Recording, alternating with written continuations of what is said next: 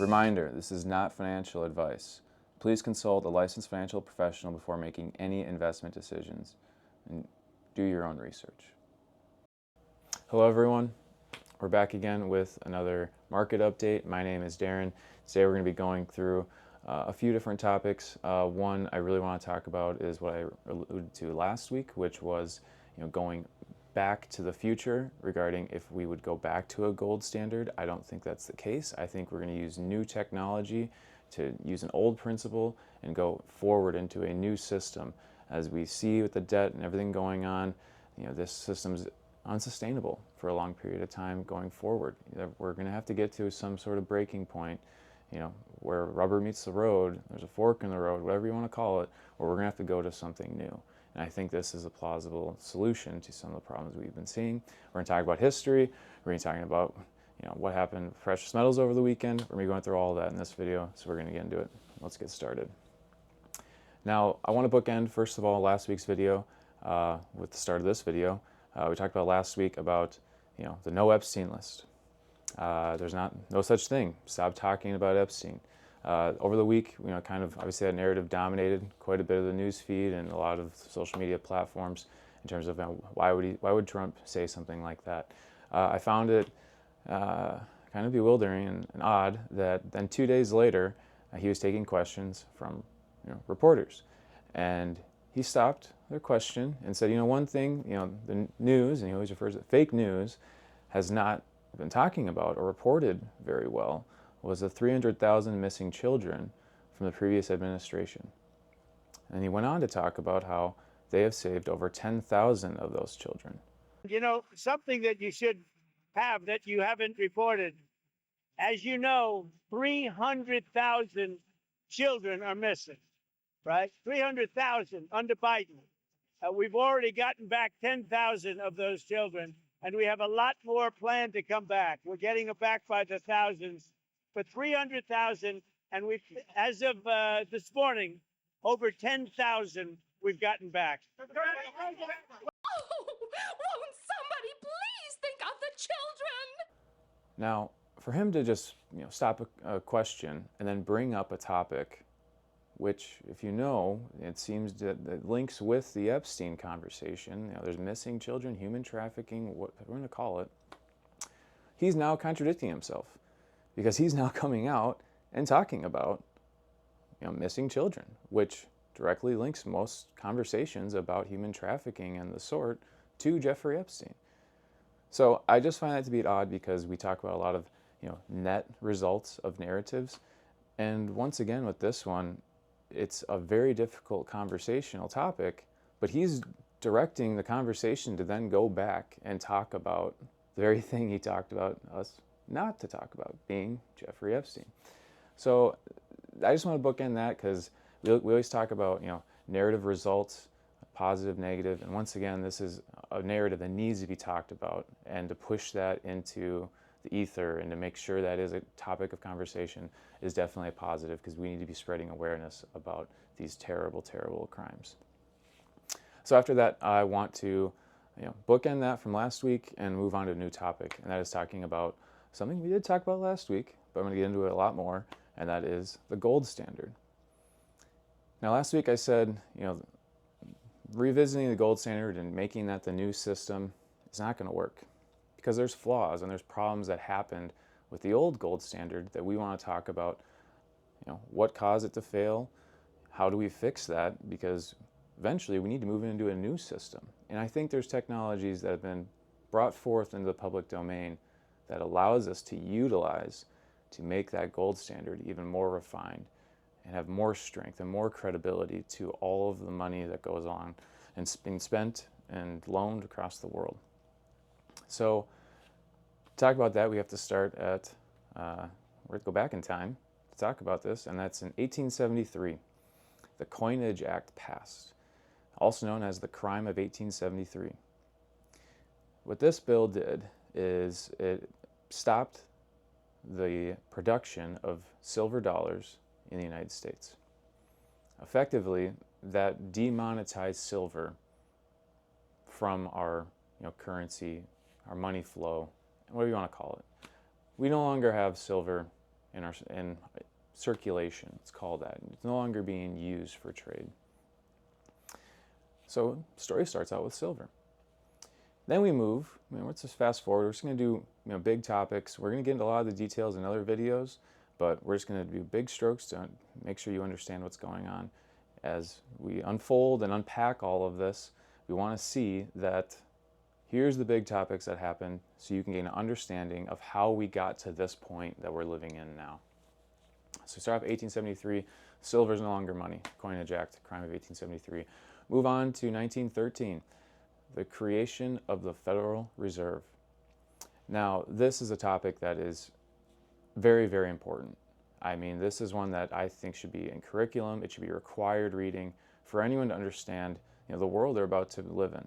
I mean, a lot of times we're in these school systems and it doesn't really prepare us for the real world, and do we have an understanding of what the real world is going to send at us? This book I want to highlight is by G. Edward Griffin. It's called The Creature from Jekyll Island, a second look at the Federal Reserve. This is, in my opinion, required reading material. You're going to understand the deceit, the secrecy, all of the underlying tools that they put forth to make sure that the Federal Reserve was pushed through. That has then created the Federal Reserve System that we are living in today. We're going to fast forward. We're going to fast forward all the way to World War II. At the end of World War II, Bretton Woods Agreement was established in 1944.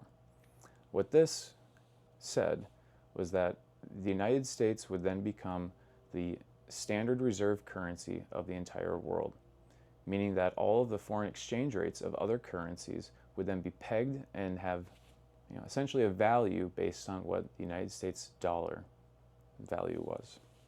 And they did this in agreement to have gold back the system. So for 1 ounce of gold, the United States dollar was a value of $35. So we look at that and we say, okay, well, everyone agreed to it. The Federal Reserve is in control of the United States monetary spending, and now all of a sudden, all of the countries of the world are now pegged to the United States dollar. So effectively, if you kind of look at and connect the dots, the Federal Reserve now has the power for everything, right?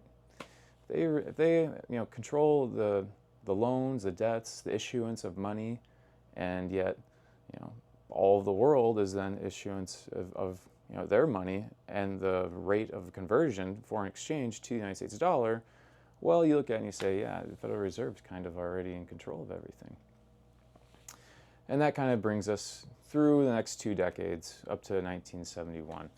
As the United States went through all of the military spending for the Korean War, the Vietnam War, the space race, the Cold War, not to mention all the socioeconomic liabilities and promises that the United States was giving to its people, all of a sudden in 1971, we still have gold pegged to our dollar at $35 an ounce, but we're spending a lot of money. This caused other countries to then become speculative. The United States, I think you are spending more money than you have in gold. I think we ought to look into this. I think maybe we take ourselves off the system. We take our gold back and we do something ourselves. And that's what then resulted in what's called the Nixon shock. The strength of a nation's currency is based on the strength of that nation's economy. And the American economy is by far the strongest in the world. Accordingly, I have directed the Secretary of the Treasury to take the action necessary to defend the dollar against the speculators. I have directed Secretary Connally to suspend temporarily the convertibility of the dollar into gold or other reserve assets, except in amounts and conditions determined to be in the interest of monetary stability and in the best interest of the United States. Now, what does this action, which is very technical, what does it mean for you? Let me lay to rest the bugaboo of what is called devaluation. If you want to buy a foreign car or take a trip abroad, market conditions may cause your dollar to buy slightly less. But if you are among the overwhelming majority of Americans who buy American-made products in America, your dollar will be worth just as much tomorrow as it is today. The effect of this action, in other words, will be to stabilize the dollar. One of the most will be talked about for a long, long time. Here we are 50 years later, still talking about it. The Nixon shock essentially told the world that to defend the United States from its speculators, we are temporarily removing the convertibility of bonds, treasuries, etc., to gold, effectively taking us off the gold standard. And ever since then, we are living in a fiat system. Fiat means that the money is backed by nothing. It can be printed endlessly with the click of a button. That was 54 years ago. So we look at this now. That was the gold standard, right? We look at that and we say, okay, well, there was cracks in the system. There was things, there was mistrust in terms of how countries were spending their dollars versus the fact that it's a foreign exchange rate in terms of the currency. You know, if they're overspending, you know, that devalues our dollar because all of a sudden we're only pegged to their dollar. So there's a sense of mistrust that happened, and there's no way to account for all of this to say, you know, I'm good on the money I'm spending. I have the gold to back it. I have this and that. And this is where we look at this and we say, if we did that again, we'd run into the same problems. The United States acting as a custodial service, essentially, where they're the custodian of all the reserves of the world. And that it kind of creates some issue when there is no transparency to those other countries that are dependent upon our, you know, fiscal policy. And that's where we look at these new technologies. How does new technologies affect this? How can it improve it? And this is why I think Bitcoin and blockchain have a role in a new system. I think it's why we are hearing so much about it. I think it's why it's, you know, become so prominent in our culture, is that there's keywords in there that is very important to understand. You know, mainly decentralization. You know, when we talk about centralization with banks, we know it's a problem. So all we're hearing with Bitcoin is it's decentralized. It's decentralized. That is important because if the money printers are only an elite group of people and there's very few of them that then can control essentially everything, you know, we need to have a decentralized power. So all the power doesn't rest at the top, it's across the bottom. It's spread wide and thin. So we talk about that and we say, okay, well, decentralization is good, but there's another thing that's amazing, and that's blockchain technology. Blockchain technology is essentially, it's a public ledger for people to see transactions that take place on the network. So in case in point for the gold standard and why it failed, because, you know, say France and European countries were speculating that you don't have the reserves to make the transactions that you're doing and spending and all the liabilities you're creating for yourself. Well, with a blockchain system, all of that would have been made public for other countries to see. What are they spending on? Do they have everything that's required of them for, you know, the reserve assets to make those decisions on those fiscal policies? And so if we were to essentially take blockchain and combine it with a precious metals system and then make that the foundation of fiscal policy of the United States, and the backing of the United States dollar is in these, you know, real assets and digital assets, you're looking at something that, yeah, this could be a proper solution. And this is why I say I don't think we're going back to the gold standard. I think we're going back to the future, using new technologies to implement the gold standard. Now with Bitcoin, I'm not a major supporter. I'm not going to promote them on this channel, promote it. But when I look at Bitcoin, there is one thing that really irks me, is that there's this sense of, oh, you can, you know, anonymously trade it. You can use it for, you know, transactions, and it's quick, seamless, and painless, and, you know, everything's good. No one knows it's me, and it's, you know, safe for the future because, you know, it's a technology that's going to last, you know, 1,000 years because, you know, there's only a certain amount of, you know, supply with the coins that could be mined, being 21 million coins. I kind of look at these two things, mainly the anonymity factor, and then the fact that it's going to last for next 100,000 years, whatever it might be. One, anonymity. If I were to do a transaction with John Doe and I just paid him 20 bucks because he mowed my lawn or whatever, and then 5 years later I go look at John Doe, because when I do that first transaction with him for $20, I know his wallet. He has a wallet ID. I have a wallet ID. Both those I know. Well, I can then take that wallet ID 5 years later and say, I wonder what John Doe's up to, and search his wallet ID on the blockchain and find that, oh, he just spent $200 at the grocery store. So the anonymity factor doesn't really exist. Once you do one transaction, that wallet ID remains on the blockchain. So if someone knows who that person is with that wallet ID, because I did that transaction with them, all of a sudden I can find that person's transactions for the rest of the time. Another thing that I have a problem with it is the fact that it's, say it's future proof. I know there's proof of work, there's a lot of energy derivatives and these things that go into it that are positive, but the fact that I look at the advancement of technology, especially over the past few years, it's accelerating, right?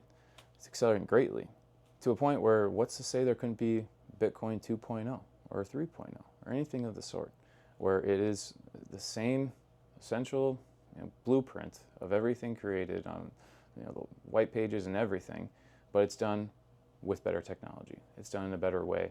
It has a new supply cap of now 21 million, but it's Bitcoin 2.0. So I look at these things and I'm like, there's flaws in them. So I don't really consider the possibility of it being everything just Bitcoin. And I'm sure people will have their naysayers, but ultimately I look at these things and I think Bitcoin is a absolute net narrative positive result. Blockchain, decentralization. Those are two key words that everyone is hearing because of the Bitcoin push that everyone's getting. So with all that, I kind of look at these things and you combine the two, and I think you're in a great position to institute a new system. And that being said, I don't think it's going to be just gold. I think it's going to include silver as well. Silver is just unbelievably important. We've talked about the rarity of it, the applications of it industrial. I think it is ultimately going to be a big role as if we were to transfer into a new system, what silver would do. So that's kind of how the gold standard came to fruition, the control apparatus that had control over it, and as well the flaws that existed in it and how new technologies can fix those flaws to continue past the debt system we're currently in with the Federal Reserve and go forward and create a new one. Now, that being said, I'm going to wrap this up by moving into precious metals and the prices. Silver is moving, you guys. Silver went up 3% on Friday, reaching another 13-year high. 3% doesn't sound like much, but when you're in this industry and you've been tracking silver for a long time, that is a big deal. There are a lot of thresholds and ceilings that silver has been met with, and for it to move the way it is through these mid-30s up to the higher 30s as quickly as it has, that is a big sign that there's going to be more things coming in silver. Gold, it's kind of been trading sideways still. It did have a big jump on Friday as well. It's right now currently traded about $33.40 per ounce. So gold's still maintaining its position at those relative all-time high levels it met just a couple of months ago. We still think gold's going to break out here soon again and push past that 3,400 to 3,500 mark. Platinum has been on its mini run, as I've been reporting the past couple of weeks. It has been trading sideways the past week, being roughly about $1,400, maybe just shy of that, probably around $1,380 by the time we pull up this video. So precious metals are holding their highs, and some of them are breaking decade-long highs, and they continue to set marks. Very exciting time. Silver has a lot of pressure building underneath it. There's obviously only a certain amount of platinum out there, and gold is still being bought up everywhere by countries, central banks, people. I mean, it's a hot commodity, and it's moving off the shelves very quickly and being bought by thousands of tons and tons and tons. So that being said, probably going to revisit a few things from this video in future episodes. If there's other things you want me to talk about or of interest or questions, comments, concerns, please comment down below. We'd like to hear your feedback on these videos. And if you're going to do that, go ahead and please also like and subscribe to this video. If you're not going to comment, please please like and subscribe anyway. We're going to be bringing you a lot more stuff coming in the future, and I hope you enjoyed this. Thanks for sticking with me. Have a great week. Take care, and God bless.